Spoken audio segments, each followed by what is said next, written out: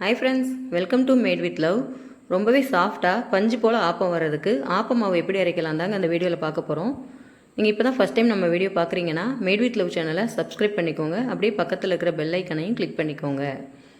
வாங்க இப்போ ஆப்பம் மாவு அரைக்கிறதுக்காக ஒரு பங்கு பச்சரிசி சேர்த்துக்கிறேன். அதே அளவு ஒரு பங்கு இட்லி அரிசி சேர்த்துக்கோங்க.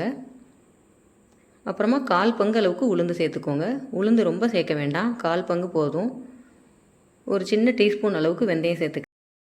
இப்போ இது எல்லாத்தையுமே நல்லா ஒரு 3-4 தடவை கழுவிட்டு ஊற வச்சு எடுத்துக்கலாங்க. 4 மணி நேரம் ஊறணும். இப்போ ஒரு 4 மணி நேரம் கழித்து கிரைண்டரில் போடுறதுக்கு முன்னாடி மதியானம் வடித்த சாதம் ஒரு சின்ன கப்பில் சேர்த்துக்கிறேன்.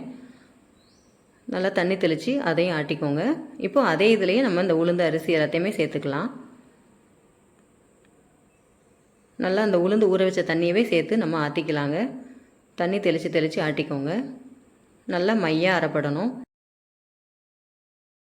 ஆப்பத்துக்கு மாவு நல்லா நைஸாக அரைப்படணுங்க. அப்போ தான் ஆப்பம் நல்லாயிருக்கும்.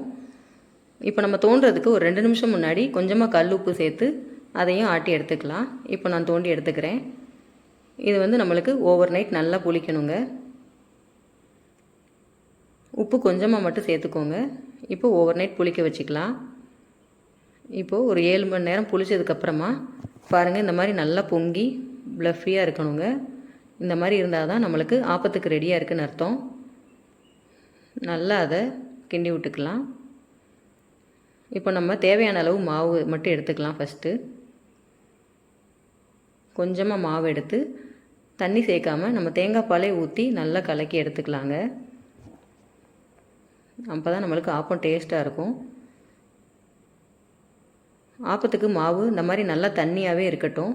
அப்போ தான் நம்மளுக்கு ஆப்பம் நல்லா சுற்றுறதுக்கு வரும். கட்டியாக இருந்தால் வராது. இப்போ நம்ம ஆப்பச்சட்டி அடுப்பில் வச்சுட்டு நல்லா சூடாகட்டும். சூடானோடனே நடுவில் மட்டும் இப்படி மாவை ஊற்றிக்கோங்க. ஊற்றிட்டு இப்படி சுற்றி விட்டுக்கலாம். இந்த பாருங்கள், நல்லா இப்படி தண்ணியாக இருந்தால் தான் இந்த மாதிரி சுற்றுறதுக்கு வரும், இல்லைன்னா வராது. இப்போ ஒரு மூடி போட்டு ஒரு 2 நிமிஷம் மட்டும் வேகட்டும்.